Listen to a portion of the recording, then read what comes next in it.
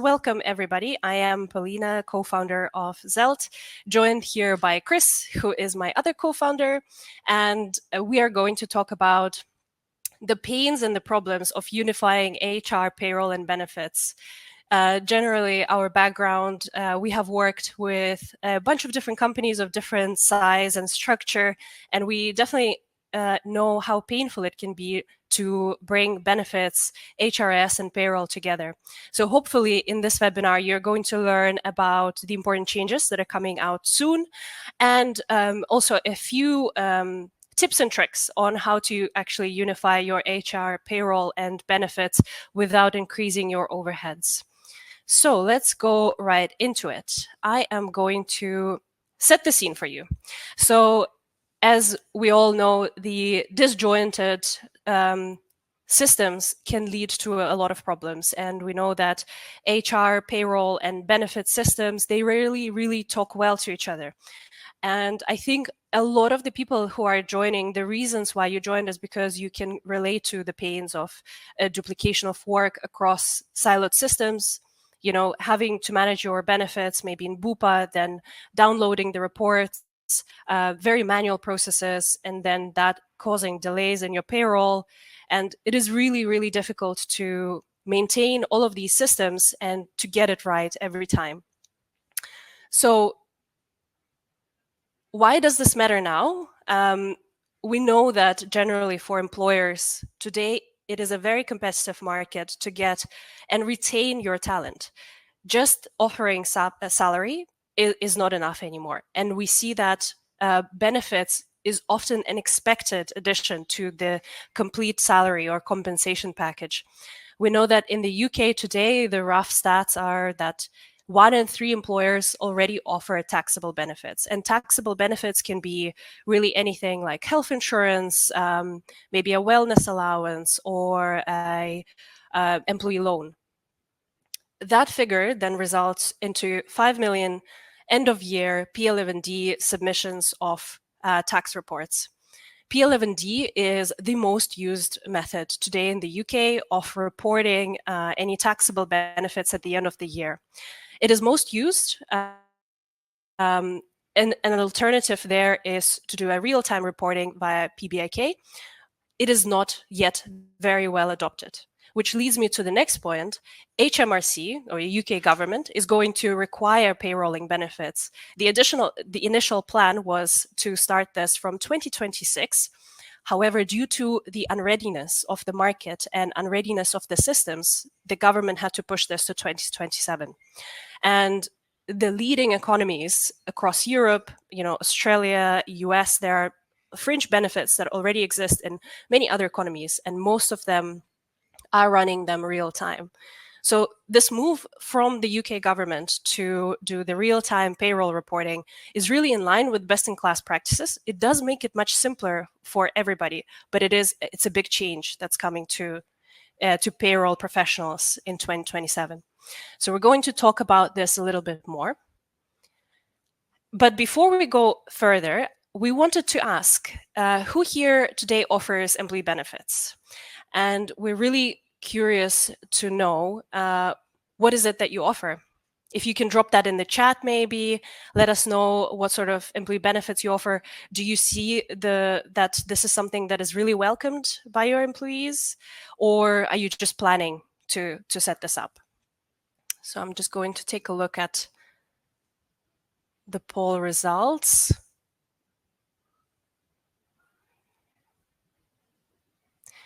Yeah, I think that actually a lot of the employers today are really thinking this through. Not only the required benefits, such as pension, of course, that is a must-have, but in addition to that, there are so many different options that can be done. And just looking at it, I can see the results coming in. So it looks like almost everybody here on the call is offering benefits. That's 30 people at the moment. 1 person is planning to, and then 6 not currently offering. So that's, I would say, actually not surprising. That's probably above the average of the UK. So yeah, it looks like it's a very relevant topic for most of us on the call. Yeah, that's great to see. It is very much an expected add-on to the compensation. If you could actually also share what sort of benefits those are, that would be very interesting for, I'm sure, everybody to learn, maybe in the chat as well. And so that question now leads me to the next poll. Out of those, I think, what was it in the end, 38, 40 people that are running benefits and offering benefits, do you use the P11D submission at the end of the year? And how do you manage that? Is it painful?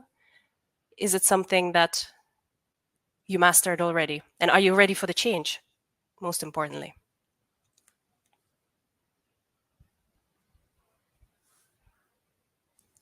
I'll give it a couple more moments. And Chris, if you could actually maybe tell me what are the results, because I cannot figure out the results here. There are a lot of buttons in this really cool webinar tool. But yeah, I can see the poll is open now. There's no results, the first set of results. So about 68% are saying they're using PLMDs, and it seems to be done in-house. Then about 20% saying, not sure, it's handled by somebody else, maybe the accountant or the finance team. And then five people, that means 16% of people are already payrolling their benefits.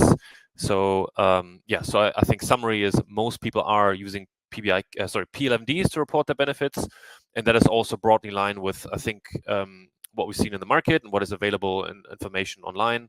So that is not too surprising. So obviously, the upcoming change of payrolling benefits will affect most people here on the call, which is why we're here. So very much looking forward to telling you more about that.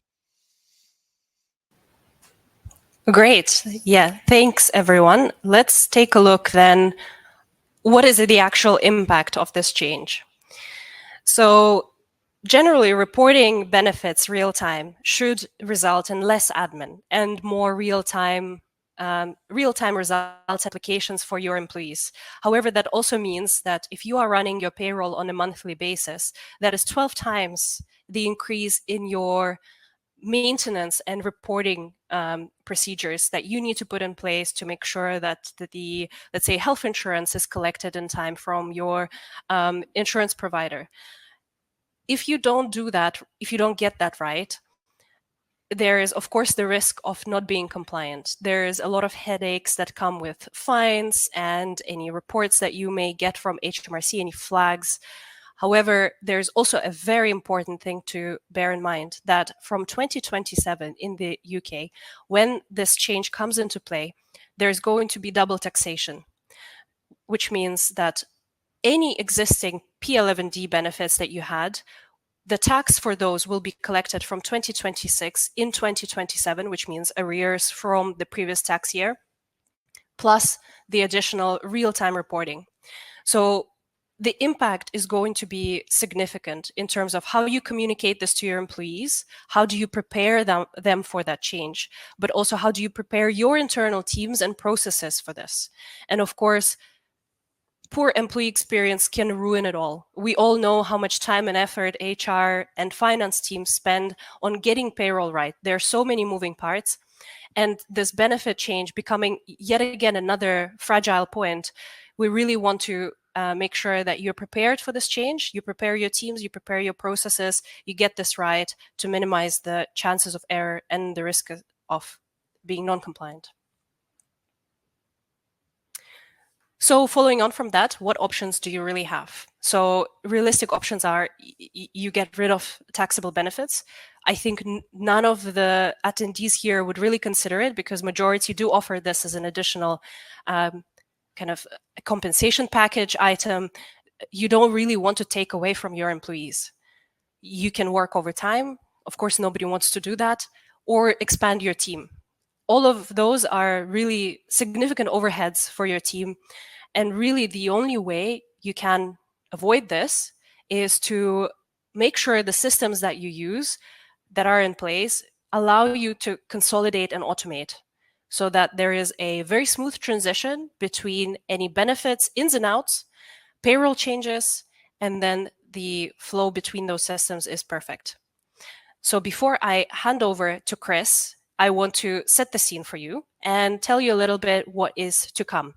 Of course, we know that not everybody here will be familiar with Zelt, so this is a great chance for us to show you the product, but also this is a great chance for you to go away and then think, okay, how can I adjust my systems so that they speak to each other in a similar manner? There are a lot of integrations and kind of process you can set up these days via automations, things like MergeDev or Zapier. So perhaps there are some things that you can learn from this presentation that we're going to show you, what you could take away and implement in your current systems. So we will focus on the most popular benefits that exist, whether you are based in the UK, Europe, or anywhere in the world, really.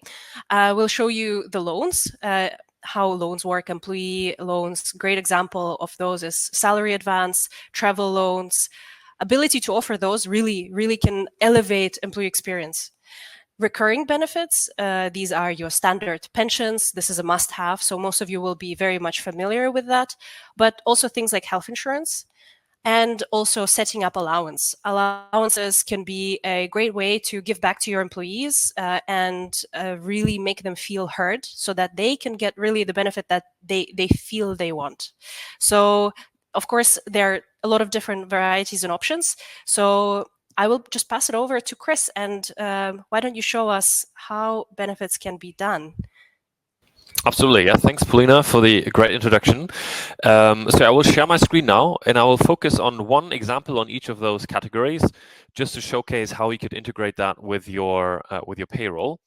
And for that, I'm gonna share my screen, and please do let me know once that is coming up. That's there. Good stuff. So I'm now logged in currently as an administrator into my Zelt account. So if you look here, we'll pick one person now that we're going to set up a bunch of benefits for. So for example, well, in particular, let's focus on this person, Alexa. Alexa here. Alexa is an SDR in sales. She has a salary of £36,000 per year, and you can see here in a benefit tab, there are already a few benefits set up, but I want to show you how that works from scratch so that we don't assume that there's already things set up. When I go here into my money app, you can see that I have already set up a bunch of benefits. So I will now set up one from scratch, and then we'll add Alexa to it. We'll open a pay run, and then we see how that looks like. And let's start with a private health insurance. So what I would do is I would head into my settings, and I would set up a new benefit. And I'm just going to call this private health. I can select a category. This is really more for the reporting and the visuals of it. And I'm going to use here health. And then this is important here. This aligns to those three different types that Polina mentioned earlier. They behave differently. So recurring means you enroll somebody to a benefit and you give them a certain amount. It could be a percentage or an absolute amount, and it means that this will be contributed to that person in each pay cycle. Particularly, this is usually the case for things like private health insurance, gym subscriptions, pension, etc. So I'm just going to pick this here. And I've now set up the benefit. You can set up here any default contributions. So if you add somebody, this will be automatically applied. Usually not relevant for health insurance because everybody has a different premium based on their age and a bunch of other things. Could be very helpful for any standard policies you have though. Then here, I set up that I want to payroll this benefit. You can also use Zelt to just track it. Let's say, similar to like a spreadsheet, you just know who has what. But if I actually want to integrate that with payroll, I can use that here. And you can see that there's two different ways or two different inputs into the payroll. There's the employee pay code. That means any contributions from the employee. This could be relevant if you give your employees the option to, let's say, add any family members, but they have to pay for that. In this case, this is typically a post-tax deduction, so there's no tax savings on it. And then here's the employer pay code. This is what you contribute as the employer. In particular, if you're paying the premiums for the employee, this would be this pay code. And I've set up here a PBI key payroll benefit pay code. There's also your approval setting. So there's also self-service in here. So you can allow people to opt in or request to opt in to a benefit. You can set up here your approval rules. I'm just going to put this to auto-approve for the moment because the approval flows aren't really part of this demonstration. So when I go back now to my Money app and I go to the benefits section, I now have a new benefit, the one that I just set up, private health. There's currently 0 members on it. So now I'm going to add my first member, and we're going to pick, what did we say? I think Alexa, right? And it was Alexa Anderson, I think. So now Alexa's added to this benefit. I now have 1 member on my benefit, and I can now also say, add some details for her. So let's say we're adding her from 1st of September. I'm actually going to be running September payroll. So I'm just going to, I think here, I'm just going to add August here for the date. I'm setting the employee contribution of 111, and I'm going to put an employee contribution of 11. So this could be, for example, if Alexa decided to add some optional package that you then basically charge her for. So now I've added this. If I now go back to Alexa's profile, we now also see this here in her benefits section. There's now the private health here. You can also see the settings and any changes that were made to this benefit. And when I go to payroll and I'm running my head office payroll here, this is where you see Alexa, and I'm starting a pay run. What Zelt now does is it looks up all the different benefits and expenses that are relevant for all the people on this payroll. It will add them to the payslip and then calculate the taxes accordingly. And if I've done everything correctly here, fingers crossed, then here on the payslip preview, and I've done it correctly. We can now see here that private health is showing up. And particularly, you can see this is above the gross line, so it's increasing the taxable amounts. And then here at the bottom, I have the post-tax deduction, which is what I'm reclaiming because of the add-on that she chose to add that she needs to pay herself. In particular, you should be able to see here now also that her PAYE amount went up by £22.20, which roughly makes sense. That is, well, it makes sense. It's exactly 20% of the 110 that we're giving her. Her salary is 36K. That means her marginal tax rate is actually 20%, though this also seems correct. That means now she's paying real-time taxes on that benefit that we just added.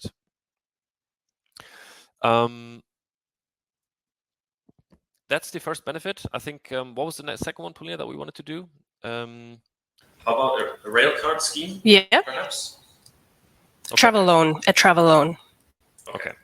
So first I'm going to delete this pay run again, because once you open the pay run in Zelt, it's a locked box because you want to be in control of what gets added to the pay run. So I'm going to delete it, and I'm going to now add another benefit. In this case, it's going to be a different one.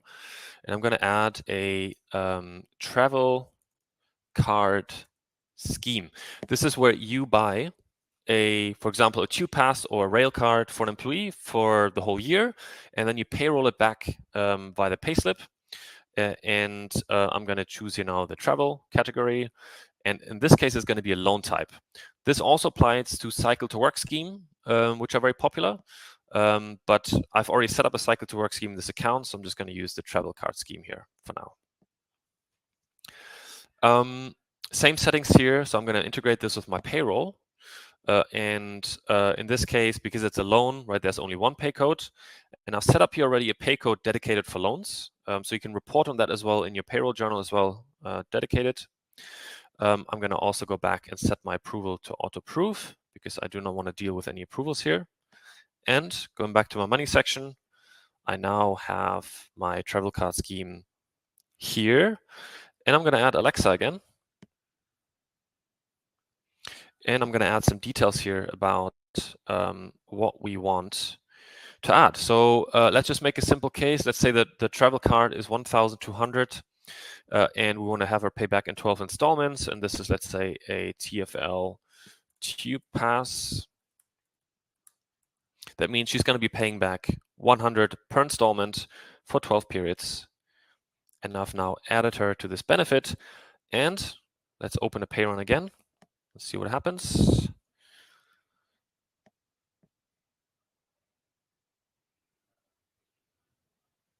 So it's now checking the latest benefits enrollments. And assuming that I've did it correctly, let's see. Yes, we have here new line items for employee loans. And this is exactly the £100 that we've just added. And the tax treatment actually of this is depending on the settings of that pay code. So actually, when I get back here into my payroll settings, I can show you how that looks like. So this is my head office payroll, and you will find here this loan pay code that I used for this. And in this case, it is not subject to NI or tax. That means it's a post-tax deductions. Now, you may have different benefits that behave differently. Some benefits are, you have tax savings on it. On some others, you don't. For example, on a cycle to work scheme, you have tax savings. So that's why it says yes here. So you can set up, you have the flexibility to set up some benefits that are tax savings, others that are not. Some also are, NI savings and not tax savings, and others are both NI and tax savings. So it depends on the benefit regulations. There's a certain list that HMRC says, which ones are taxable, which ones are not. And those also change from time to time.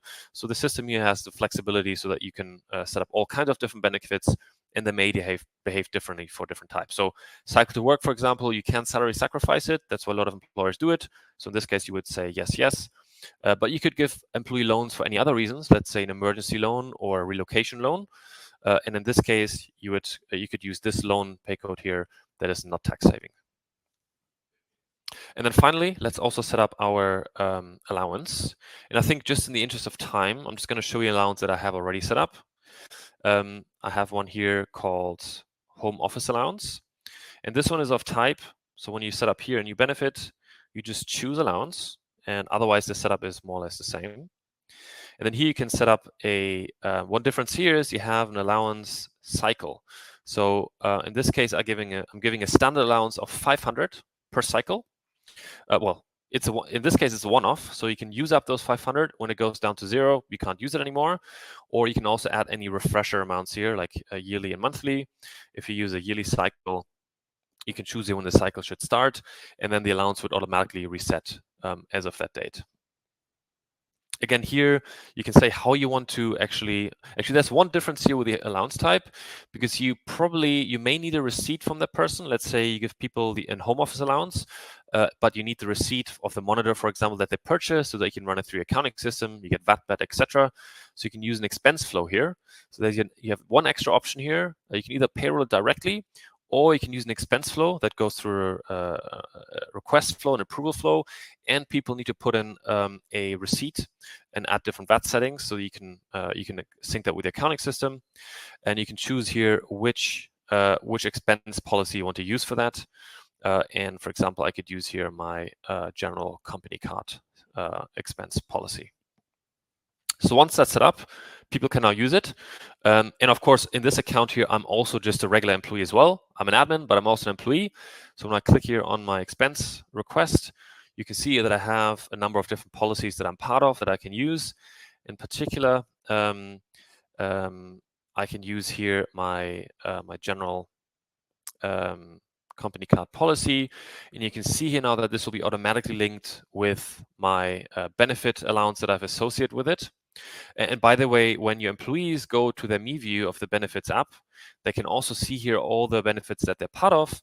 And when I go to my home office allowance, people can see what they have already used, what they have left.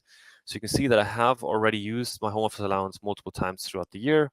And you can see also here the totals of the amounts that I have requested. So I could start, for example, a request from here. I could go through the flow. I can upload here my receipt. By the way, you can do that also on the mobile app, so you can take a photo of the receipt directly there. Once it goes through the approval flow, it then also ends up as a pay item on your payroll. And depending on which pay codes you use, this will then either be taxable or not taxable. Some expenses may be non-taxable, others may be taxable. It depends on the use case and let's say how personal those expenses are. If you pay for people's personal travel, for example, that will be taxable. If you pay for maybe a Zoom subscription that they use for their business use, then that may not be taxable. So this is part of the setup of that policy. Yeah, these are the 3 different benefits. I think we have never actually closed a pay run, so I can also show you how that works here. So let me go back into my September pay run. Just a reminder here, this is our employee Alexa, right? She now has a private health benefit in kind here. We have also an employee loan that we're deducting for the cycle to work scheme. And both of these would have an impact on her taxable PAYE. So you can see here that her PAYE has changed as a result of adding these benefits. And that's exactly what HMRC is requiring you to do. So they want you to basically have the real-time impact on people's PAYE by basically adding the benefits to payroll. And rather than doing that one by one monthly manually, you can use the Zelt benefits so that when you open a pay run, it just automatically picks the right amount for people based on the enrollment information. Or in the case of loans, you will see that actually we count down the balance and we stop making deductions when the loan is being repaid back. So let's just close the pay run here. It shows you here the totals. You can then confirm. You can see here the totals that are being reported to HMRC. You can then submit this pay run. And this is basically fulfilling your PBIK reporting requirement, because in that submission to HMRC that we're sending here, this will already include all the PBIK totals. And that is exactly the change that the HMRC is doing. That's basically it. Maybe finally, to show you also how Alexa's payslip now looks like. That's also now here on her profile. You can see here now her September payslip is there because I've closed the pay run. And you can see now here the private health amount and the loans that we have deducted here. Yeah, this is basically the payslip that now includes the benefit information. Also, when you go to our benefits, these are now updated. So you can see here when I go to the travel card scheme that she has already paid back some of this amount. So we keep track of the balances so that when she gets to zero, basically we automatically stop making the deductions. So you do not have to keep track of who's paid what and what the balances are. Also, when you offboard Alexa, anything that is left here, right? So here there's 1,100 left. The remainder will be automatically deducted from the last pay run. So yeah, that's basically it. I'm not sure if there were any particular questions. I didn't follow the QA, but if there are particular questions on this directly, I can go into here. Otherwise, I can hand back to Polina. We did have some questions, actually. And I think before we wrap up and go to the last slides, maybe we could answer them directly here while we're in your test account, Chris. We have a few questions on, I guess, the recommendation on the childcare support benefit. Here, I actually wanted to note that it depends whether it is something that your company offers directly, and that's the question from Maria. Actually, thank you so much for the question. It depends whether it's offered through the company or if you are doing this via a third-party provider, something like maybe a childcare voucher. And these benefits will also be subject to real-time taxation starting from 2027. And I think, Chris, maybe you could show how this could be set up, or just using the example of the recurring benefit, because that would be a recurring benefit type. I see. So I have to admit, I'm not an expert in all the benefits that exist. So I know that there are thresholds for certain benefits, so that there probably is some sort of threshold as well for, particularly whenever you have a tax savings ability on benefits, there's usually some kind of threshold. So you need to make sure, of course, that you stay within those thresholds, so you don't basically overtake what is given. But yeah, basically, assuming that you do that, you can then go in here into the benefits, and I would add a child care. I think you usually do it in vouchers. I think a lot of people do vouchers, for example. And let's say it's a recurring benefit, i.e., let's say you subscribe to a program that provides these, and you provide 200 or 1,000 a month or whatever it is. You could then use here. I'm not sure what I have to pick here, but vouchers, okay. And let's say it's a recurring benefit, then I would set it up like this. And we would use here a pay code that is, in this case, you probably want it to be tax saving. sorry, this is a benefit in kind. So actually you pay, well, what is it? You have some free allowance. So it would be PBIK. So in this case, yeah, you would take the PBIK pay code, this one. And then here the employee pay code, if they want to top it up, they could do this one here. And yeah, I would then go in and where do we have it? Vouchers. I would then add here, for example, let's also add Alexa, so we stay with our example. And we could add here the amounts here. So let's say you contribute £1,000 to these vouchers.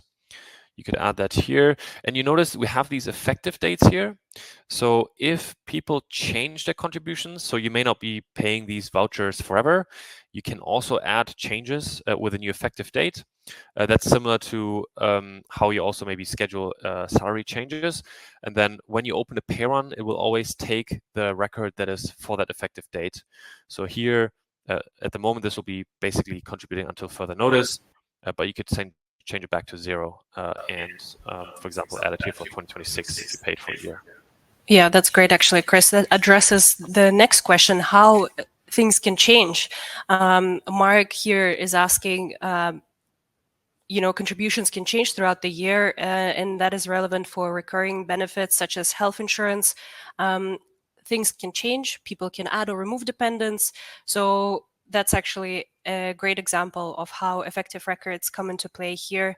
You would essentially just need to update the contributions directly in Zelt while preserving, all the previous records, making sure that only the currently effective contribution is taken into account for the payroll.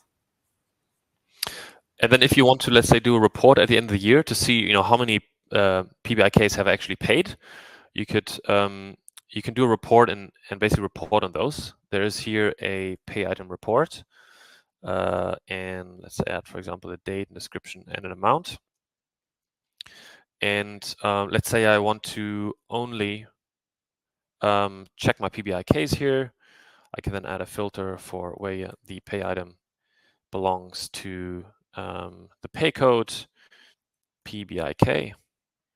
And then you can see here, you'll notice Alexa, for example, right? These are exactly those PBIKs that we've added. I've only ran one payroll in here so far, so you will only see this. Actually, let's set it up properly. So let's add actually also the pay code and the date as well, so you can see when those are being paid. And Chris, maybe while you're setting this up, there's actually another question that I think you could answer while this is happening. Who do you think the responsibility falls under when it comes to making sure that PBIKs are reported correctly? Is it something that you'd say finance team should do, or perhaps something that the HR are responsible for? It's a very tricky question I put out there for you. Yeah, I mean, normally I think it depends on whoever is responsible for managing the benefits program. Whoever is in charge of the flow of adding people to a benefit, in my view, should probably own this, because that is the source of where changes happen. Because the person who's running payroll at the end of the month, they probably don't really know. So I would say it's the person that is handling the enrollments. And in some companies, it could be a dedicated person. If you're a larger company, you may have a person that is purely responsible for employee benefits and well-being. You could create a special permission group for that person here, and, for example, call it benefits manager. And by the way, this person could be external to the company. So you could have an external benefits broker that is doing value-added services. You can add them to Zelt and give them access. You can add them to the directory. You can add them as non-payroll, right? And let's say this is Adriana here. You could add Adriana to this group. And you could then say, okay, this benefits manager role here, they have access to the benefits app. They can manage these benefits. They can add enrollments. They cannot run payroll, but they can add people to the benefits. So you can separate the concerns within the company. So you can have, for example, Adriana managing your benefits, and then Frank, who's maybe running your payroll. You can give Frank permissions to run the payroll. While maybe on the HR side, you could still be the super admin, and you can choose to do those things, or not. So it depends basically of how your team structure works, and I would set up the permission groups to reflect your actual team structure.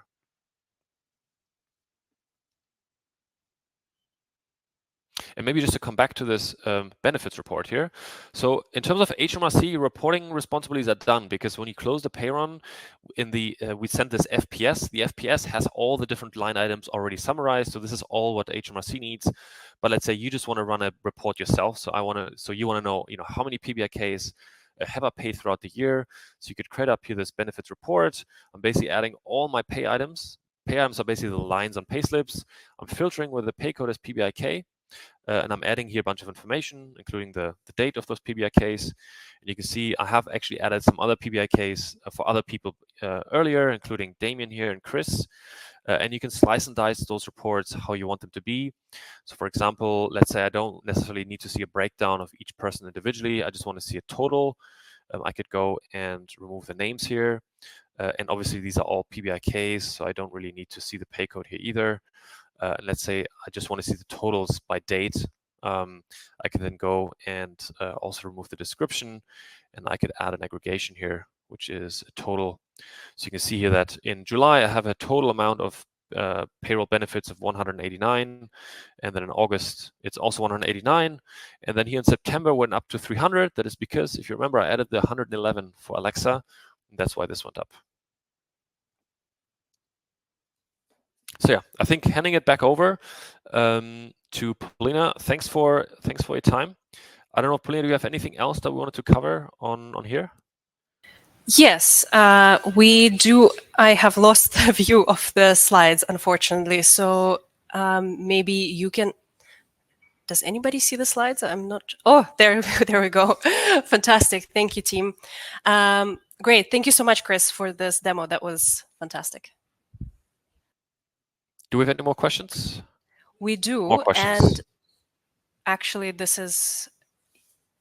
Yeah. Here we go. And maybe actually, Polina, there's one thing that you added earlier, where you said, this is making life better and less complicated.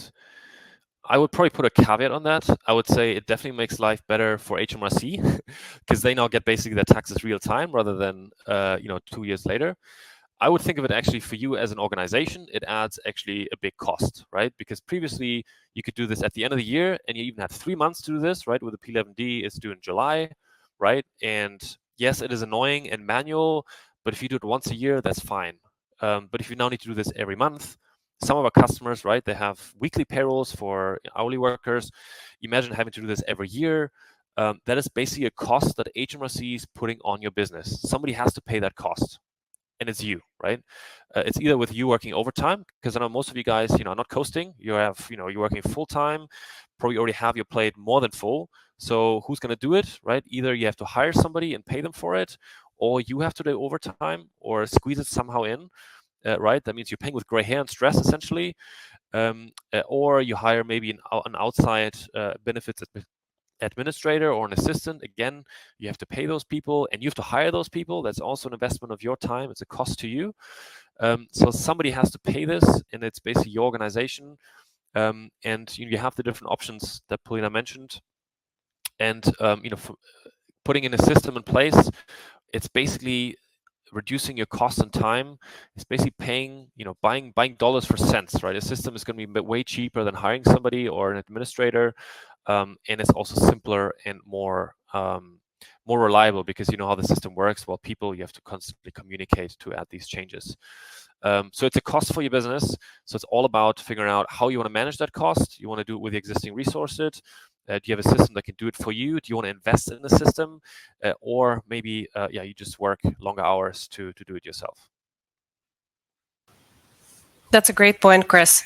And I think there was another, I would like to reiterate the point that you mentioned. And I see a slightly different perspective to it as well. Running benefits real time offers a huge benefit to the employees in the end, because they are paying taxes on this real time. There's no surprises at the end of the tax year, going into the next year. And Liliana here actually raised a very, very good point. With this change coming up, and if you start doing the benefits real time, how do you communicate this to employees? It is in the end about making sure that employees not only get the benefit, but also they don't suffer for getting that benefit, which happens quite a lot if you do the P11D wrong. The whole of the tax year is kind of ruined for the employee.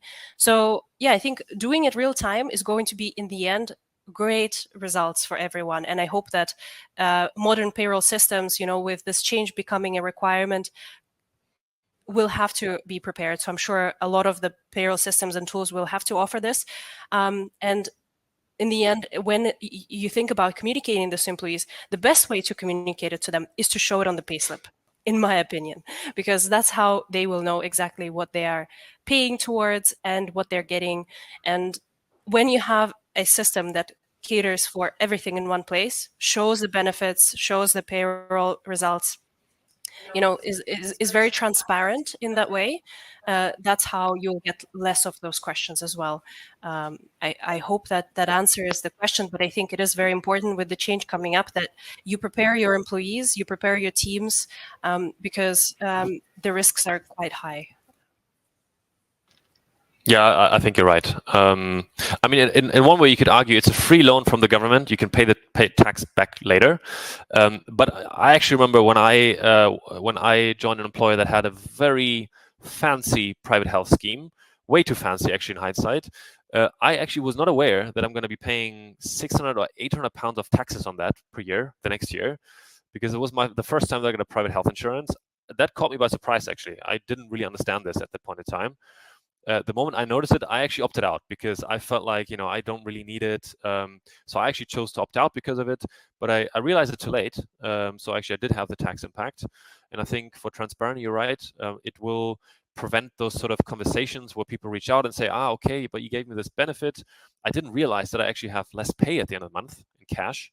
And some people may actually prefer maybe opting out of the benefits because maybe the taxes for them is not worth the additional benefit. And also, when you have a platform that makes it easy for people to opt in and out, you can give people that flexibility and make those changes quickly. It's not a big deal. I remember one of my other employers, they didn't have any of these kind of platforms, and they only allowed me to opt in and out once a year because it was such a big headache for them. They said, okay, you know what, you only have 2 weeks in the year before April, right? Make your choice, and once you've made your choice, that's it. You can't change it. There's actually no restriction on that whatsoever. You can change your benefits whenever you want. HMRC has no say in that. But of course, the more flexibility you allow to your employees, that adds again a cost to you as the team that has to administer and operate all this, right? So somebody has to pay that cost, right? And an investment in the system basically helps you bear this cost.